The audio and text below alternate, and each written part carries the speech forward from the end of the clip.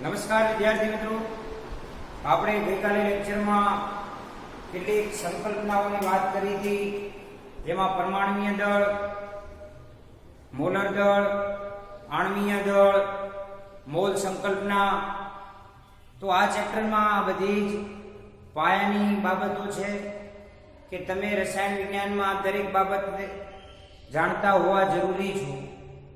હવે આપણે એ બધી જ બાબતોને તમે કેલ્ક્યુલેશન કરતા આવડે છે અને એના ઉપરથી આપણે આગળ વાત કરીએ કે જેના અંદર બંધારણીય ટકાવારી.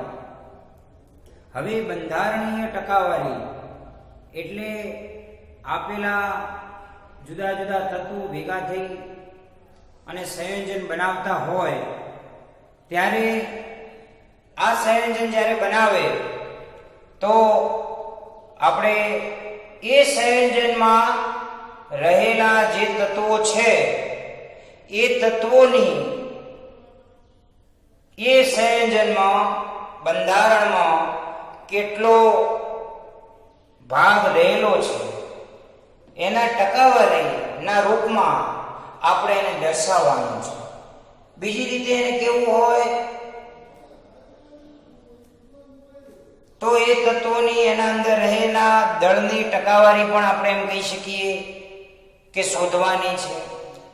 સિમ્પલ અહીંયા આપણે તમને કોઈ ઘટક પૂછે, કોઈ પણ નામ પૂછે, ઉદાહરણ તરીકે એમ કહેવામાં આવે કે પાણીમાં હાઇડ્રોજન તત્વની ટકાવારી જણાવો,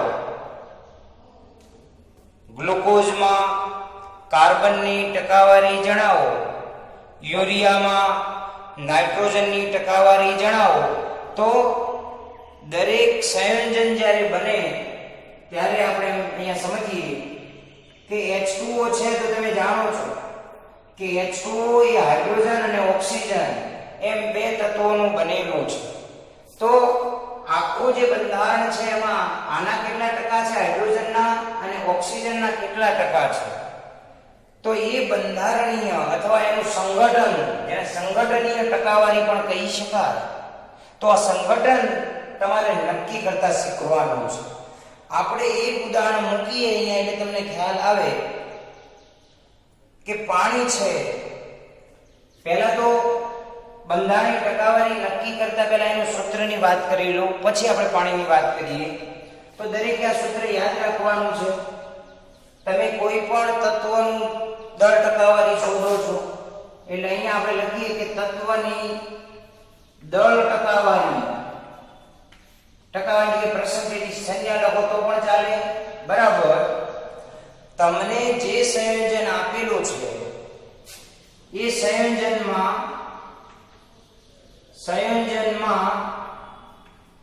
તત્વનું દળ, સંયોજનમાં રહેલા તત્વનું દળ અપોન આખું જે સંયોજન છે એ સંયોજનનું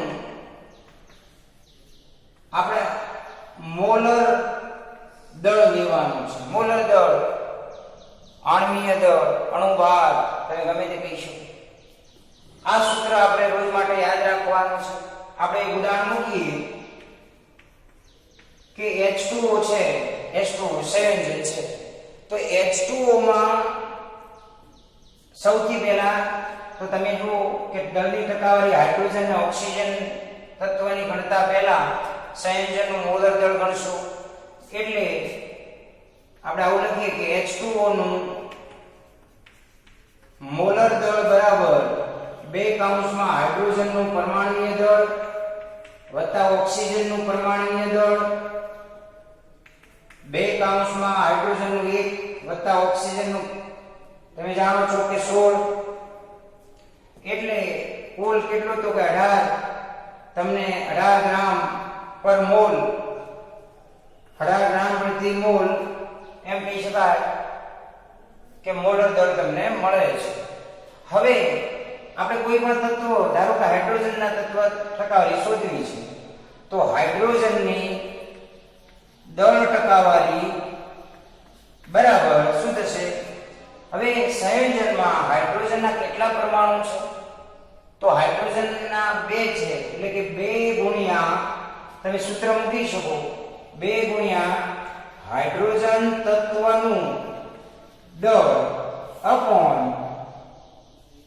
સંયોજન જે છે એ સંયોજનનું મોલર દળ ગુણ્યા 100. આપણે એની કિંમત મૂકે 2 ગુણ્યા હાઇડ્રોજન તત્વનું દળ કેટલું તો 1 અપોન મોલર દળ કેટલું 18 અને બરાબર 2 ભાગ્યા 18 અને આના બરાબર તમને જે મૂલ્ય મળે આપણે 100 વડે ગુણી અને જે મૂલ્ય મળશે અહીંયા એ હાઇડ્રોજન તત્વની ટકાવારી ગણાય. એટલે આપણે જો હાઇડ્રોજન તત્વનો ચોક્કસ 1.008 લઈએ તો આ મૂલ્ય છે એ તમને 11.18% જેટલું મળે. હવે ધારો કે આ જ સૂત્રના અંદર આપણે હાઇડ્રોજન જગ્યાએ ઓક્સિજનની ટકાવારી શોધવી છે તો ઓક્સિજનની ટકાવારી શોધવા માટે પણ એ જ રીતે આ હાઇડ્રોજન છે એની જગ્યાએ ઓક્સિજન કરશો. અહીંયા 2 તમે સંયોજનમાં જો ઓક્સિજન એક જ છે એટલે અહીંયા માત્રા 2 નીકળી જશે અને ઓક્સિજનનું આવશે. તો સેમ તમને કોઈ પણ દાખલો આવો પૂછી શકાય ત્યારે તમારે હાઇડ્રોજન અને ઓક્સિજન તત્વની કે કાર્બન હોય કે કોઈ પણ હોય એની ગણી શકાય. કેટલીક વખત એવું બનતું હોય તમે અહીંયા જુઓ કેટલીક વખત એક ઉદાહરણ બીજાની વાત કરું છું કે કેટલીક વખત તમને આવું પૂછ્યું હોય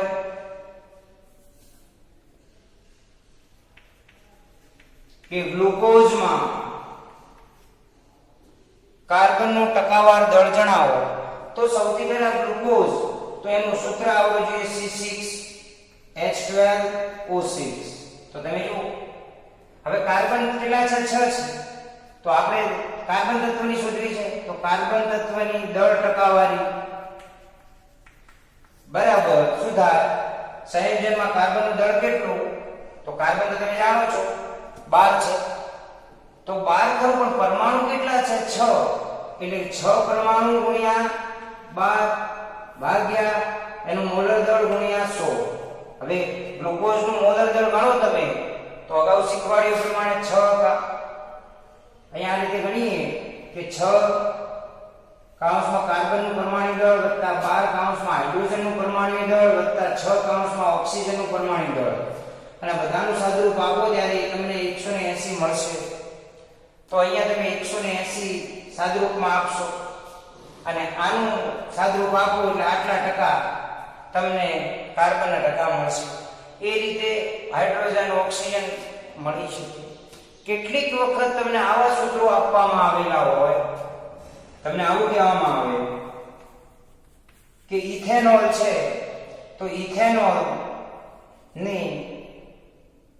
ઇથેનોલમાં રહેલા તત્વોની દળ ટકાવારી શોધો. તો ઇથેનોલમાં રહેલા તત્વોની દળ ટકાવારી તો ઇથેનોલનું સૂત્ર આવવું જોઈએ તો ઇથેનોલ એટલે C2H5OH.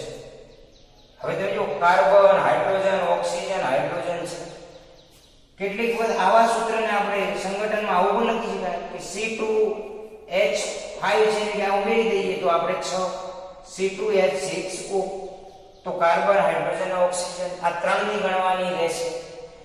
કેટલીક વખત તમને એમ કે એસિટિક એસિડમાં રહેલા તત્વોના દળની ટકાવારી શોધો તો એસિટિક એસિડ એટલે સૂત્ર કેવું થાય તો CH3COOH.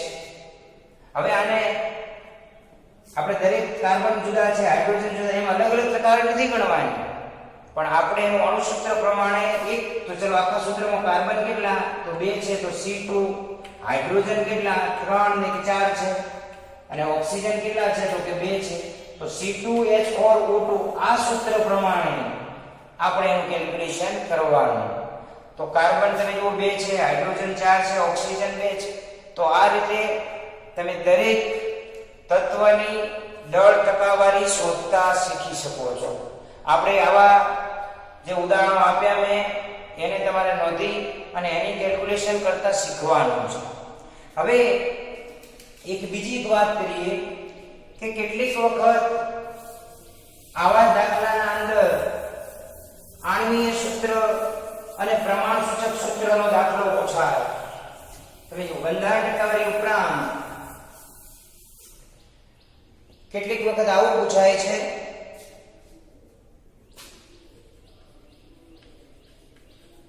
આણ્વીય સૂત્ર અને પ્રમાણ સૂચક સૂત્ર. હવે આ બંને સૂત્રો વિશે સૌથી પહેલા તો આપણને સમજ હોવી જોઈએ કે પ્રમાણ સૂચક સૂત્ર શું છે અને આણ્વીય સૂત્ર શું છે. તો પહેલા આણ્વીય સૂત્રની વાત કરીએ. આણ્વીય સૂત્ર એટલે સંયોજનમાં રહેલા જુદા જુદા પરમાણુઓ જે છે, સંયોજનમાં રહેલા જે જુદા જુદા પ્રકારના જે પરમાણુઓ છે એ પરમાણુઓની ચોક્કસ સંખ્યા એટલે આણ્વીય સૂત્ર કહેવાય. હાલ આપણે વાત કરી કે પાણી છે, ધારો કે હાલ એક ઉદાહરણ આપ્યું તમને કે CH3COOH આ એસિડિક એસિડ છે, પણ તમે જ્યારે આગળ શીખવાડ્યું કે C2H4O2 તો આ જે છે એ એને શું કહેવાય? આણ્વીય સૂત્ર. તો આપેલા સંયોજનમાં રહેલા જુદા જુદા પરમાણુઓની ચોક્કસ સંખ્યા એટલે એને પ્રમાણ સૂચક સૂત્ર કહેવાય. હવે તમે સમજી લો કે એ જ રીતે મારે તમે જો આણ્વીય સૂત્ર કહેવાય. હવે આપણે પ્રમાણ સૂચક સૂત્રની વાત કરવી છે. તો પ્રમાણ સૂચક સૂત્ર શું? તો આપેલા સંયોજનમાં રહેલા જુદા જુદા પરમાણુઓની પૂર્ણ સંખ્યાનો સરળ સમજી લો પૂર્ણ સંખ્યાનો સરળ ગુણોત્તર જેને પ્રમાણ સૂચક સૂત્ર કહેવાય. આપેલા સંયોજનમાં રહેલા જુદા જુદા પરમાણુઓની પૂર્ણ સંખ્યાનો સરળ ગુણોત્તર એટલે પ્રમાણ સૂચક સૂત્ર કહેવાય. આપણે કેટલાક એક્ઝામ્પલ ઉપરથી આને સમજીએ તો જ ખબર પડે.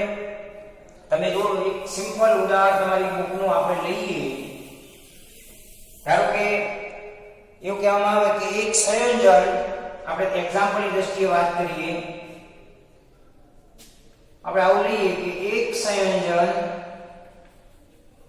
સમજો એક સંયોજન છે જે 4.07% હાઇડ્રોજન, 24.47% કાર્બન અને 71.65% ક્લોરીન ધરાવે છે. તેનું મોલર દળ અહીંયા આપણને તેનું મોલર દળ આપવામાં આવ્યું છે 98 સમજી લો 98.96 ગ્રામ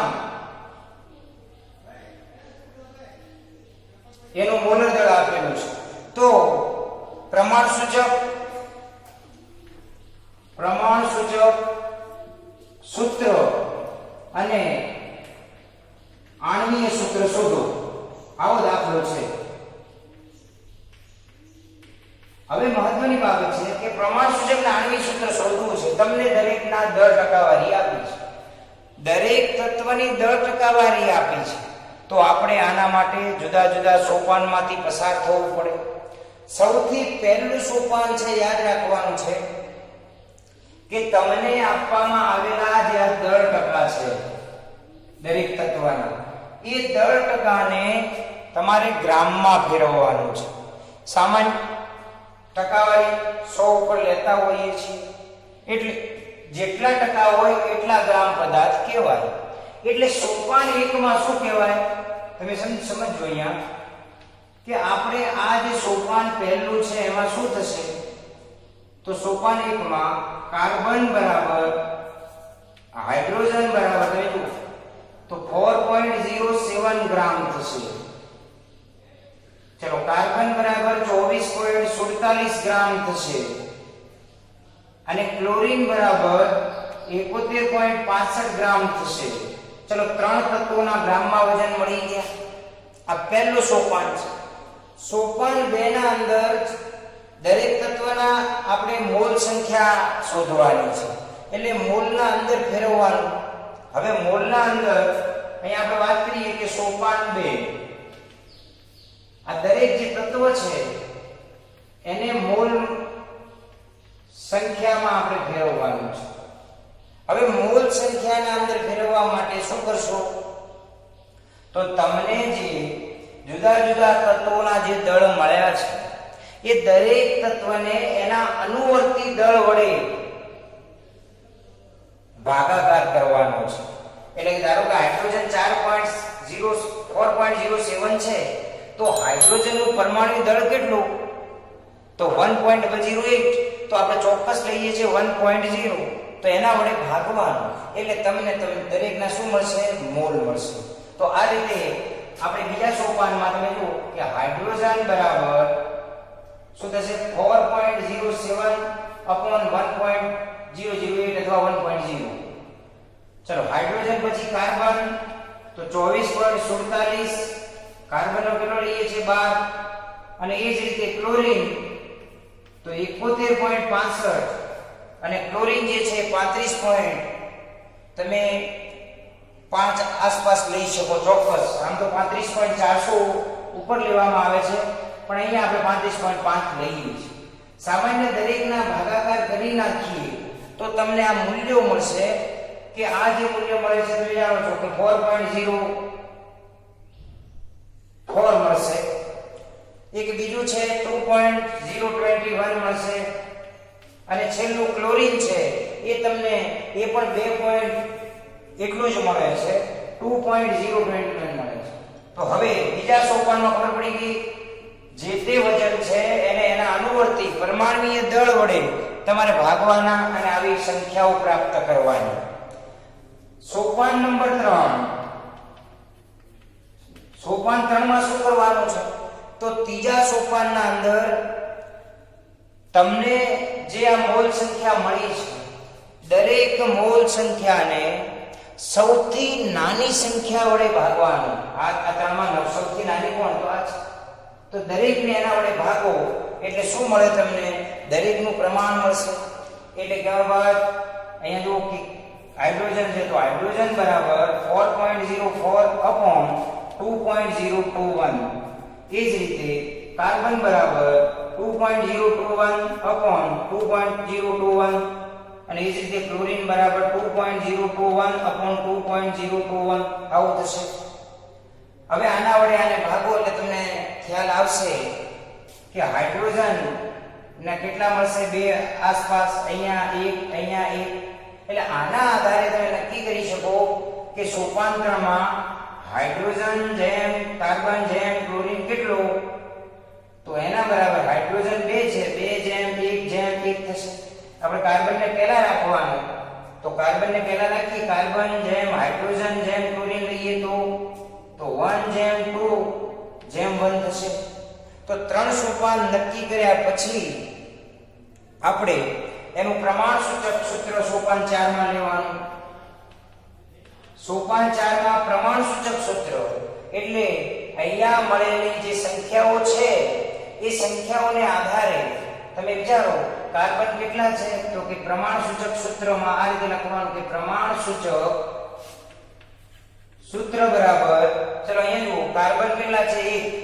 એટલે કે કાર્બન, હાઇડ્રોજન કેટલા છે? 2, અને ક્લોરીન કેટલો છે? 1. તો CH2Cl, તમે સમજો CH2Cl આ પ્રમાણ સૂચક સૂત્ર કહેવાય. હવે પ્રમાણ સૂચક સૂત્ર પછી સોપાન 5 આવશે. તો સોપાન 5 ના અંદર અહીંયા જુઓ કે સોપાન 5 કે જેના અંદર આપણે આણ્વીય સૂત્ર નક્કી કરવાનું છે. આણ્વીય સૂત્ર નક્કી કરવા માટે સૌથી પહેલા તો પ્રમાણ સૂચક જે સૂત્ર છે એનું દળ નક્કી કરવાનું.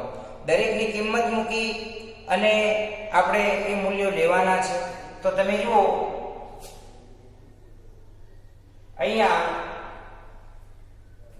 દરેકના મૂલ્યો મૂકો તો પરમાણુ દળના આધારે મૂકીએ તો સોપાન 5 માં કાર્બન કેટલું થાય? તો 12 + 2 કાઉન્સમાં હાઇડ્રોજન 1 + ક્લોરીન 35.5, તમે લઈ શકો. તો આ દરેકનું મૂલ્ય મૂકી દીધું છે. દરેકનું મૂલ્ય મૂક્યા બાદ સરવાળો કરીએ તો આ તમને કેટલો મળે? 49.48 ગ્રામ મળશે. તો આ જે મળ્યું એ શું કહેવાય? આ સૂત્ર ઉપરથી એટલે કે CH2Cl બરાબર તમને આ મળ્યું સૂત્ર દળ. ત્યારબાદ સૂત્ર દળ જ્યારે મળી જાય ત્યારે આપણે મોલર દળ ગણવાનું છે. હવે તમે જુઓ અહીં આપણે વાત કરીએ કે મોલર દળ બરાબર શું થશે? તો મોલર દળ બરાબર સૂત્ર યાદ રાખવાનું કે તમને રકમના અંદર જો મોલર દળ આપ્યું છે, પણ કોનું મોલર દળ અહીંયા ગણીએ છીએ તો જે તે સૂત્રનું. તો મોલર દળને આપણે અહીંયા પ્રમાણસૂચક સૂત્ર વડે ભાગવાનું છે. તો પ્રમાણસૂચક સૂત્ર દળ વડે ભાગીએ એટલે અહીંયા મૂલ્ય કેટલું છે? તો 98.96 ભાગ્યા પ્રમાણસૂચક સૂત્ર દળ કેટલું છે? 9.48. એટલે તમને અહીંયા આ મોલર દળ માટેનો n ઘટક મળશે. હવે અહીંયા મોલર દળ ભાગ્યા પ્રમાણસૂચક દળ બરાબર અહીંયા આપણે મોલર દળ કિંમત ન ગણાય પણ n ગુણક સંખ્યા કહેવાય. n એટલે કે આ વાત કે ગુણક સંખ્યા મળે. હવે આ ગુણક સંખ્યા અંદાજે આપણે કેટલી મળે છે? કેલ્ક્યુલેશનના આધારે 2. ચલો દરેકને ગુણક સંખ્યા n મળી ગઈ. તો હવે છેલ્લે આપણે આણ્વીય સૂત્ર નક્કી કરવાનું. તો આવું લખાય કે આણ્વીય સૂત્ર બરાબર n ગુણ્યા પ્રમાણસૂચક સૂત્ર. ચલો n કેટલા છે? 2 ગુણ્યા પ્રમાણસૂચક સૂત્ર કયું છે? તો તમે સમજી શકો કે આ પ્રમાણસૂચક સૂત્ર છે. તો અહીંયા આપણે લખીએ CH2Cl. તો દરેકને 2 વડે ગુણી નાખો તો શું થાય? કાર્બન 2, હાઇડ્રોજન 4 અને ક્લોરીન 2. તો આ જે મળ્યું એને કહેવાય C2H4Cl2. તો એને કહેવામાં આવે છે આણ્વીય સૂત્ર. તો આ રીતે દરેક સ્ટેપને યાદ રાખવાનું કે પહેલા સોપાનમાં શું કરવાનું, બીજામાં, ત્રીજામાં, ચોથામાં કોઈ એક રકમના આધારે આપણને આ રીત યાદ રાખવાની છે. હવે તમે જુઓ અહીંયા આપણે અહીંયા આગળ એક વાત કરીએ છીએ કે આ તો તમને એક વાત કરી માત્ર કે તમને ટકાવારી આપી હોય, મોલર દળ આપેલું હોય તો આપણે પ્રમાણસૂચક સૂત્ર અને આણ્વીય સૂત્ર નક્કી કરી શકીએ છીએ. આ ઉપરાંત એક બીજો ટોપિકની વાત કરીએ કે જેમાં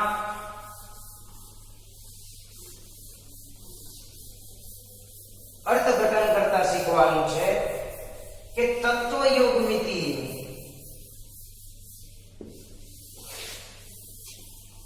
ચલો અહીંયા જુઓ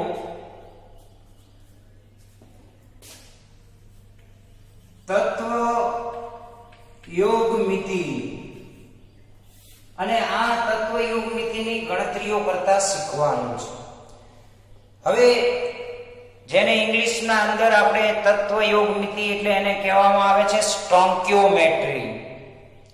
સ્ટોન્કિયોમેટ્રી એ 2 ગ્રીક શબ્દો કે જેનું નામ છે એના ઉપરથી લેવામાં આવ્યા છે. એક જે છે એને કહેવામાં આવે સ્ટોન્કિયોન, એનો અર્થ થાય તત્વ, અને મેટ્રોન એટલે તમે માપન. તો આવા 2 ગ્રીક શબ્દો ઉપરથી આનું નામ છે સ્ટોન્કિયોમેટ્રી, તત્વયોગ મિતિ નામ આપવામાં આવ્યું છે. ખાસ કરીને જ્યારે રાસાયણિક પ્રક્રિયાઓ થતી હોય ત્યારે આવી રાસાયણિક પ્રક્રિયાઓમાં તમે જાણો છો કે જે વચ્ચે તીર મૂકીએ છીએ રાસાયણિક પ્રક્રિયાનું, એની ડાબી બાજુ પ્રક્રિયકો અને જમણી બાજુ નિપજો આપણે દર્શાવતા હોઈએ છીએ.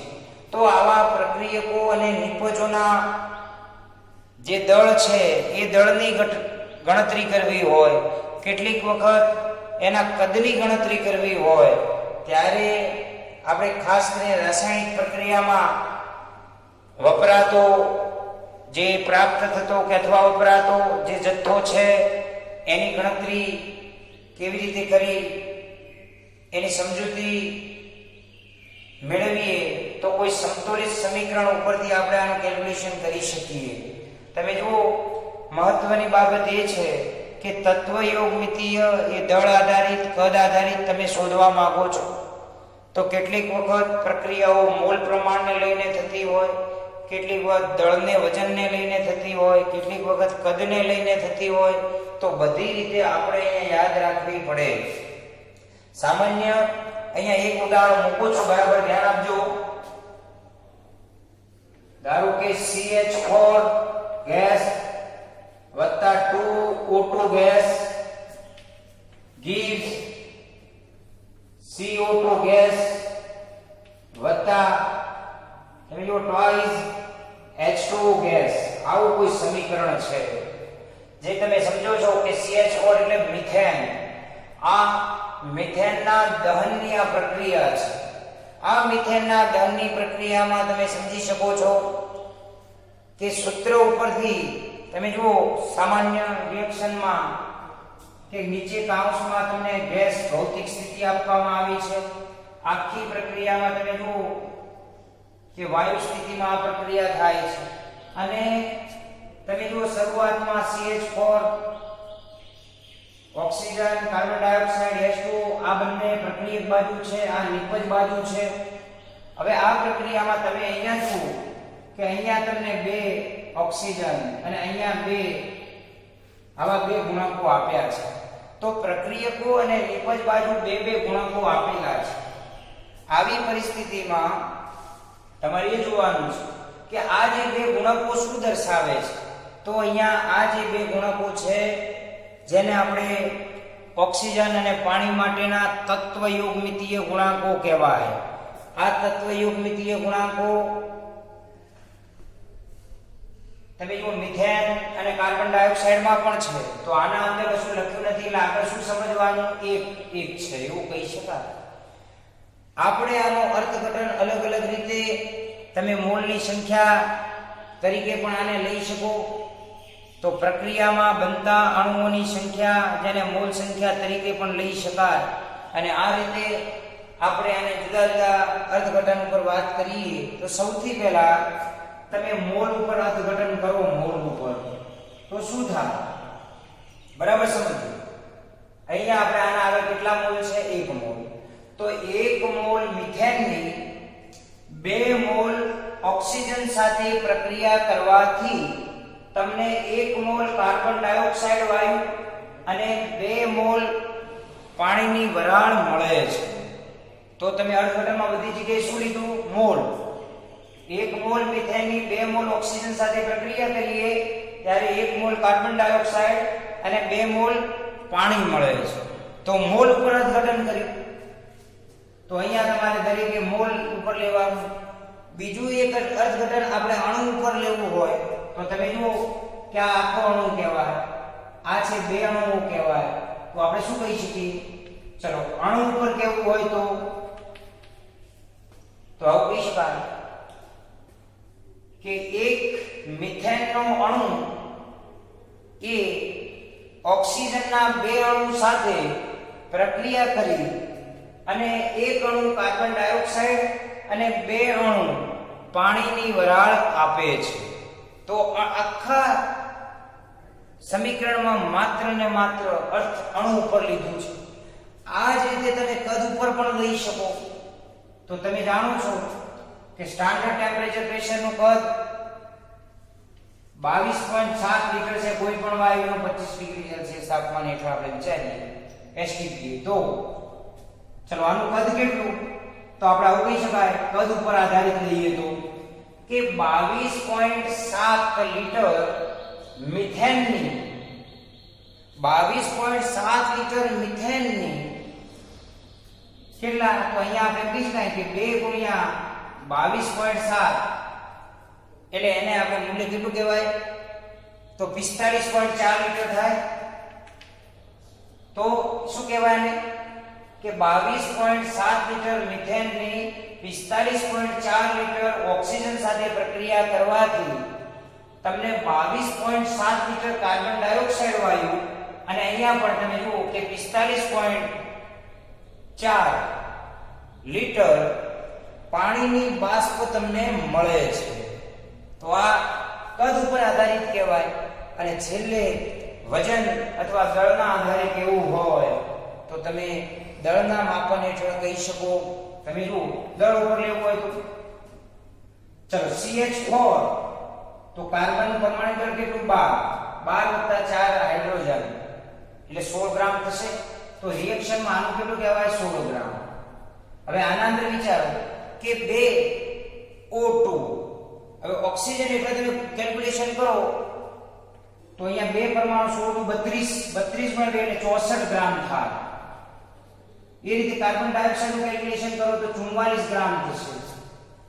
અને પાણી છે તમે જાણો છો 18 * 36 2 અણુ છે 18 2 × 18 એટલે 36 ગ્રામ થશે. તો વજન ઉપરથી તમે અર્થઘટન કરો તો શું થાય? તો 16 ગ્રામ મિથેનની 64 ગ્રામ ઓક્સિજન સાથે પ્રક્રિયા કરવાથી 44 ગ્રામ કાર્બન ડાયોક્સાઇડ અને 36 ગ્રામ પાણી મળે છે. તો તમે અહીંયા જુદા જુદા સંબંધો તમે તો તત્વયોમિતીય સંબંધ કે જે મોલ અણુ ઉપર કદ ઉપર દળ ઉપર લઈ શકાય છે. અને આના આધારે આપણે સંબંધ તમે જુઓ સંબંધ કેવો થયો તો દળનો સંબંધ એ મોલ સાથે છે અને મોલનો સંબંધ છે એ હંમેશા અણુઓની સંખ્યા ધરાવે છે.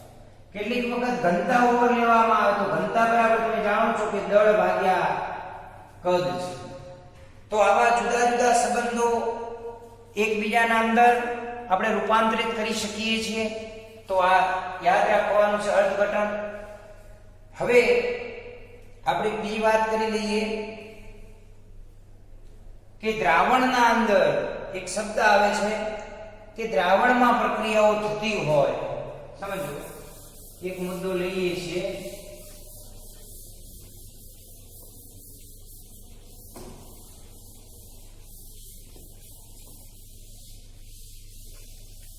ચલો જુઓ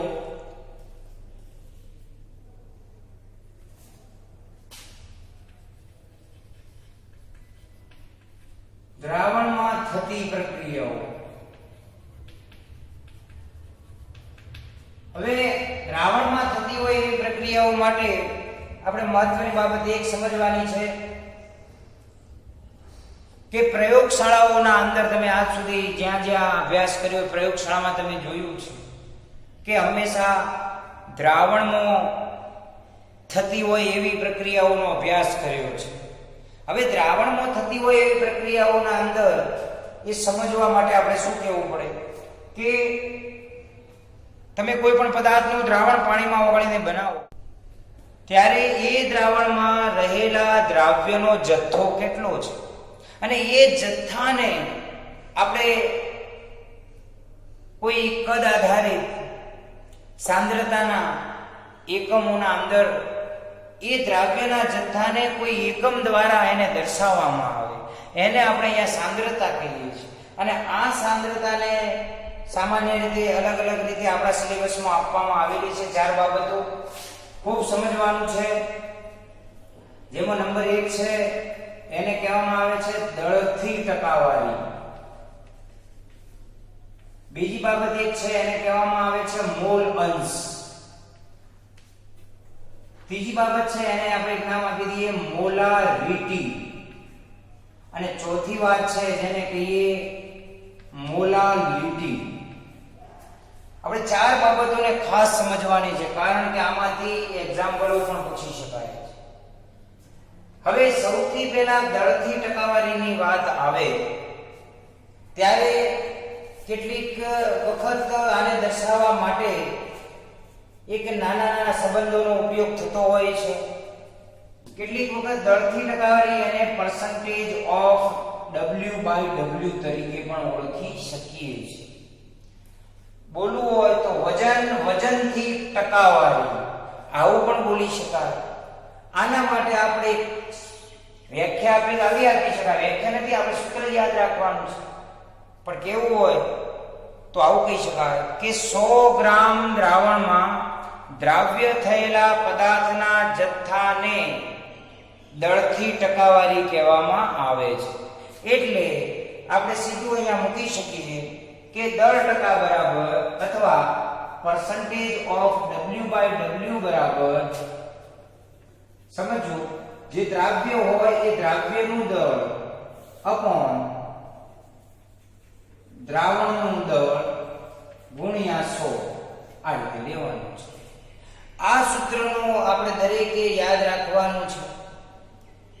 આપણે એક ઉદાહરણ આપીએ આના માટે. શું કહેવાય કે ધારો કે કોઈ x નામનો પદાર્થ છે, કોઈ x નામના પદાર્થ કે જે 2 ગ્રામ વજન ધરાવે છે અને આ 2 ગ્રામ વજનને ધારો કે 18 ગ્રામ પાણીમાં આપણે દ્રાવ્ય કરીએ અથવા ઉમેરવામાં આવે તો દ્રાવ્યનું દળ ટકા શોધો. તો શું કરશો? 2 ગ્રામ પદાર્થ છે એટલે એને શું કહેવાય? દ્રાવ્ય. દ્રાવણનું દળ કેટલું આપવામાં આવ્યું છે તો તમે સમજી શકશો અહીંયા કે દ્રાવ્ય કેટલું આપ્યો, પણ તમને અહીંયા કહેવામાં આવ્યું છે 18 ગ્રામ પાણી. તો પાણી વત્તા દ્રાવ્ય એટલે સમજી લો બાબતને કે હંમેશા દ્રાવણ બરાબર 2 ઘટક હોય, દ્રાવણ બરાબર દ્રાવ્ય વત્તા દ્રાવક, આવી 2 બાબતો હોય. અને આવી 2 બાબતો જ્યારે હોય ત્યારે જેનું પ્રમાણ ઓછું હોય એ દ્રાવ્ય હોય અને જેનું પ્રમાણ વધારે હોય એ દ્રાવક હોય. આ બંનેનો સરવાળો કરો એટલે દ્રાવણનું દળ મળે.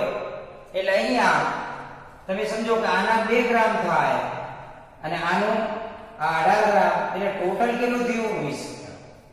અને એને 100 વડે ગુણો એટલે તમને આ ટકાવારી મળશે. બીજી એક બાબત છે મોલ અંશ. હવે મોલ અંશની વાત આવે ત્યારે પણ આપણે યાદ રાખવાનું છે કે મોલ અંશ બરાબર શું થાય સૂત્ર. તો મોલ અંશ શોધતા પહેલા તમને દરેકને ખબર હોવી જોઈએ કે કોઈ પણ દ્રાવણમાં દ્રાવ્ય અને દ્રાવક આવા 2 ઘટકો હોય. એટલે દ્રાવણમાં જેટલા ઘટકો હોય એ દરેકના મોલ અંશ પહેલા શોધવા પડે.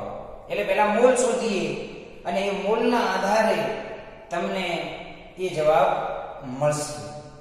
ધારો કે આપણે સમજવા માટે એમ કહીએ કે મોલ અંશ માટે એવું કહીએ, ધારો કે કોઈ દ્રાવણમાં A અને B નામના ઘટકો રહેલા છે તો આપણે A ના મોલ શોધવા પડે અને B ના મોલ અંશ પણ શોધવા પડે.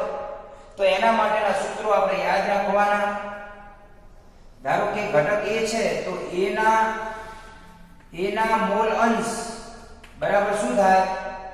તો એ જે ઘટક હોય એ ઘટકના મોલ ભાગ્યા અહીંયા આપણે કુલ મોલ એટલે આ બંનેના, એટલે આપણે આવું ન લખવું હોય તો A અને B ના કુલ મોલ લખી શકાય. એ જ રીતે હવે આપણે ઘટક B ના મોલ અંશ શોધવા છે તો ઘટક B ના મોલ અંશ બરાબર શું થાય? તો B ઘટકના મોલ અપોન કુલ મોલ. કુલના અંદર A અને B ના આ જે લીધા એ જ રીતે લેવાનું. હવે તમે વિચારો કે A અને B ના મોલ અંશ તમને મળી ગયા. A અને B ના મોલ અંશ મળી જાય એના આધારે તમારે સરવાળો કરવો ત્યારે અહીંયા A અને B નો સરવાળો કરીએ ત્યારે હંમેશા કેટલો મળે? 1 મળે. તમારે શોર્ટમાં યાદ રાખવાનું કે કોઈ પણ દ્રાવણમાં ઘટકો ગમે જેટલા હોય પણ આ ઘટકોના મોલ અંશ જ્યારે સરવાળો કરીએ ત્યારે હંમેશા 1 જ હોય છે. તો ઘટકોના મોલ અંશનો સરવાળો 1 લેવામાં આવે. તમને એક ઉદાહરણ આપવામાં આવે કે ધારો કે 2 ગ્રામ પાણીને 20 ગ્રામ સમજી લો દ્રાવકમાં ઓગાળી અને દ્રાવણ બનાવવામાં આવે છે. 2 ગ્રામ અથવા તો એવું કોઈ નામ આપી દઈએ કે 2 ગ્રામ યુરિયાને 20 ગ્રામ પાણીમાં દ્રાવ્ય કરીએ તો બનતા દ્રાવણના મોલ અંશ શોધો. તો તમે સિમ્પલ સમજી શકો કે 2 ગ્રામ શું છે? યુરિયા, જેને આપણે 20 ગ્રામ પાણીના અંદર તમે દ્રાવ્ય કરો ત્યારે શરૂઆતમાં 2 ગ્રામ યુરિયા છે તો ઘટક A કહીએ. તો પહેલા આના આપણે શું શોધવા પડે? મોલ. તો દરેકના મોલ શોધવાના, કારણ કે અહીંયા મોલની પહેલા જરૂર છે. તો મોલ બરાબર તમે જાણો છો કે મોલ બરાબર શું હોય? તો મોલ બરાબર વજન ભાગ્યા આણ્વીય દળ અથવા મોલર દળ કહો તો પણ ચાલે. તો દરેક સૂત્રમાં આપણે આ રીતે દાખલાનો ઉપયોગ કરી એને પણ શીખવાડીશું એક્ઝામ્પલમાં, જુદા જુદા ઉદાહરણો લઈશું. હવે ત્રીજી બાબત છે મોલારિટી અને મોલાલિટી. આ બંનેને પણ અર્થઘટન કરતા તમને આવડવું જોઈએ.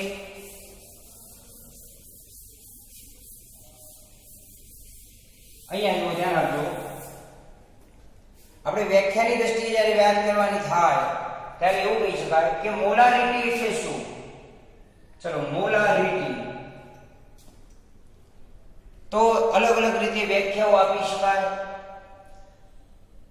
જ્યારે 1 લિટર દ્રાવણમાં, ખૂબ સમજવું, 1 લિટર દ્રાવણમાં આપણે દ્રાવ્યના કેટલા તો 1 મોલ અથવા એના આણ્વીય દળ જેટલા પદાર્થને ઓગાળી અને દ્રાવણ બનાવવામાં આવે તો બનતા દ્રાવણને 1 મોલર દ્રાવણ કહેવાય.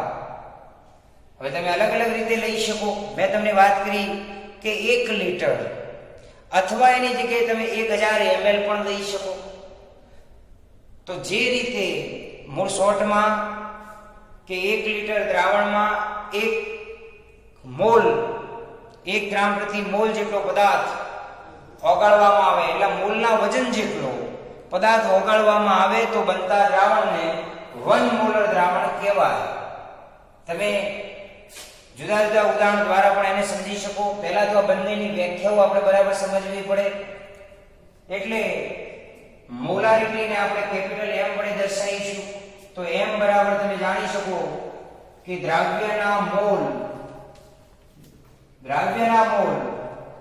ભાગ્યા દ્રાવણનું કદ લેવાનું છે. શામાં લેવાનું છે? લીટરમાં. તો આપણે આ સૂત્રનો ઉપયોગ કરી અને કેલ્ક્યુલેશન કરી શકીએ. હવે અહીંયા મોલાલિટી છે, તો મોલાલિટીને પણ સમજવી હોય તો એના અંદર શું કહેવાય? અહીંયા તમે 1000 ml અથવા 1 લિટર લેતા હતા, એની જગ્યાએ અહીંયા તમારે 1000 ગ્રામ દ્રાવક લેવાનું છે અને 1000 ગ્રામ દ્રાવકમાં દ્રાવ્યના 1 મોલ ઓગાળવામાં આવે તો એને આપણે અહીંયા 1 મોલર દ્રાવણ કહીએ. એટલે અહીંયા સૂત્ર શું બને? તો મોલાલિટીને સ્મોલ m વડે દર્શાવવામાં આવે. અહીંયા શું થશે? તો દ્રાવ્યના મોલ તો લેવાના જ છે અપોન દ્રાવણનું ની જગ્યાએ શું થશે? દ્રાવકનું વજન. તમે કિલોગ્રામમાં પણ લઈ શકો. તો 1000 ગ્રામ એને કિલોગ્રામમાં 1 કિલોગ્રામ તરીકે લઈ શકો. તો આ જ સૂત્રોને તમે આ રીતે પણ મોલ બરાબર તમે જાણો છો કે વજન ભાગ્યા, ચલો વજન અહીંયા આવું લખવું હોય તો આવું લખી શકાય કે દ્રાવ્યનું વજન ભાગ્યા દ્રાવ્યનું આણ્વીય દળ ગુણ્યા દ્રાવક જે છે એટલે દ્રાવણ નું કદ તમે લઈ શકો લીટરમાં. આ લીટરમાં ન લેવું હોય, ml માં લેવું હોય તો આને તમે 1000 વડે શું કરશો? ગુણી નાખશો. અહીંયા પણ એ જ રીતે કે મોલ છે તો અહીંયા પણ આવું લખાય કે દ્રાવ્યનું વજન ભાગ્યા, અહીંયા પણ એ જ રીતે કે દ્રાવ્યનું આણ્વીય દળ ગુણ્યા જે દ્રાવક છે એ દ્રાવકનું શું લેવાનું છે? વજન. સામાન્ય લેવાનું કિલોગ્રામમાં. જો કિલોગ્રામની જગ્યાએ ગ્રામ લો તો ઉપર 1000 વડે તમારે ગુણવાના છે. તો જુદા જુદા સૂત્રો વડે પણ મોલારિટી અને મોલાલિટી શોધી શકીએ. કેટલીક વખત સમજી લો, કેટલીક વખત તમને આ મોલારિટી માટે તમને કદ અને મોલારિટી વચ્ચેના સંબંધ હેઠળ તમે અહીંયા m1 v1 બરાબર m2 v2 આવા સૂત્રનો ઉપયોગ કરીને પણ કેલ્ક્યુલેશન કરી શકો. આપણે જનરલી ઉદાહરણ આપીએ કે એક ઉદાહરણના અંદર તમને m1 ની કિંમત આપી હોય, v1 આપ્યા હોય, v2 આપ્યા હોય તો તમને m2 શોધી શકો છો. તો જ્યારે મોલારિટી અને કદ વચ્ચેના સંબંધ ધરાવતું સૂત્ર હવે એક્ઝામ્પલ માટે જરૂરી બને છે. આપણે અહીંયા એક બાબત ખાસ સમજવાની છે. કેટલાક વિદ્યાર્થીઓને આ મોલારિટી અને મોલાલિટી ને ઓળખતા આવડતું નથી. તો આપણે એક પ્રયોગ દ્વારા તમને સમજ આપીએ.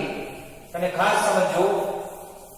અહીંયા પહેલા તો મોલારિટીની વાત કરું કે પ્રયોગશાળાના અંદર તમે દરેક જણ જાણો છો કે આવો મેઝરિંગ ક્લાસ હોય અને આ મેઝરિંગ ક્લાસમાં હું અહીંયા એમ કહું કે અહીંયા 1000 ml અથવા 1 લિટર સુધીની આ સિમ્બોલો આમ આપેલી હોય છે. મોલારિટીના અંદર એવું આપણે વિચારવાનું છે કે સૌપ્રથમ ધારો કે હું એમ કહું કે 1 ગ્રામ સોડિયમ હાઇડ્રોક્સાઇડ લો. 1 ગ્રામ સોડિયમ હાઇડ્રોક્સાઇડ લીધો છે. આ 1 ગ્રામ સોડિયમ હાઇડ્રોક્સાઇડ અથવા આપણે એને એમ કહી દઈએ જેથી ખબર પડે કે 1 મોલ સોડિયમ હાઇડ્રોક્સાઇડ. હવે 1 મોલ સોડિયમ હાઇડ્રોક્સાઇડ એટલે એનું ગ્રામમાં વજન કેટલું થાય? તો 40 ગ્રામ વજન થશે. આ 40 ગ્રામ પદાર્થ આના અંદર ઉમેરવાનો. ખાસ સમજો, 40 ગ્રામ વજન આના અંદર ઉમેરવાનું. હવે આ વજન ઉમેર્યો અને બાકીનું તમારે એના અંદર શું ઉમેરવાનું? પાણી. પાણી ઉમેરતા ઉમેરતા ઉમેરતા ઉમેરતા ક્યાં સુધી? તો કે 1 લિટર સુધી ઉમેરવાનું. અને આ જે દ્રાવણ બને એને 1 મોલર અથવા 1 મોલારિટી ધરાવતો દ્રાવણ કહેવાય. જ્યારે મોલારિટીની વાત આવે ત્યારે એ સમજવાનું છે કે પ્રયોગશાળાની અંદર આ જ રીતે કે આ મેઝરિંગ ફ્લાસ્ક છે. તમે સમજો, આ મેઝરિંગ ફ્લાસ્ક છે. અહીંયા આપણે 1 લિટરનો સિમ્બોલ છે. હવે તમે આ જ પદાર્થ 1 મોલ સોડિયમ હાઇડ્રોક્સાઇડ 40 ગ્રામ. હવે આપણે અહીંયા એ સમજવાનું છે કે આના અંદર તમે પદાર્થ પહેલા લીધો તો અને 1 લિટર સુધી કર્યું. આપણે હવે શું કરવાનું છે? તો તમારે આના અંદર 1 લિટર સુધી પહેલા પાણી લઈ લેવાનું અને જે 40 ગ્રામ પદાર્થ છે એ 40 ગ્રામ પદાર્થ આના અંદર શું કરવાનું છે? નાખવાનું છે. એટલે કહેવાનો વાત કે પાણી જે છે 1 લિટર નહીં પણ કહેવાનો વાત કે 1000 ગ્રામ અથવા 1 કિલોગ્રામ પાણી લેવામાં આવે અને એના અંદર તમે 40 ગ્રામ એને હવે ઉમેરો અને એ જે દ્રાવણ બને એને આપણે 1 મોલલ અથવા 1 મોલાલિટી ધરાવતો દ્રાવણ કહેવાય. તો આ બંને વચ્ચેનો ભેદ છે કે મોલારિટી અને મોલાલિટી. અહીંયા શું કર્યું? પદાર્થ 40 ગ્રામ લીધો અને 1 લિટર સુધી પાણી ભરી અને જે દ્રાવણ બન્યું એ મોલારિટી. અહીંયા આપણે 1000 ગ્રામ પાણીનું વજન લઈ અને આના અંદર અને પછી એના અંદર પદાર્થ ઉમેર્યો તો આ જે દ્રાવણ બને એ મોલાલિટી. આ તમે જો લિટરના એકમમાં લીધો, આ કિલોગ્રામમાં લીધો તો અહીંયા કદ તમે જો લિટરમાં અને અહીંયા કિલોગ્રામમાં છે. તો દરેક વિદ્યાર્થી મિત્રોને અહીંયા ખબર પડવી જોઈએ કે આ 4 સૂત્રો જે છે કે જેમાં દળથી ટકાવારી, મોલ અંશ, મોલારિટી અને મોલાલિટી આના વિશે સૂત્રો તૈયાર કરવાના અને એના એક્ઝામ્પલ આપણે વાત કરીશું. તો અહીંયા આટલા સુધી રાખીએ છીએ. Thank you very much.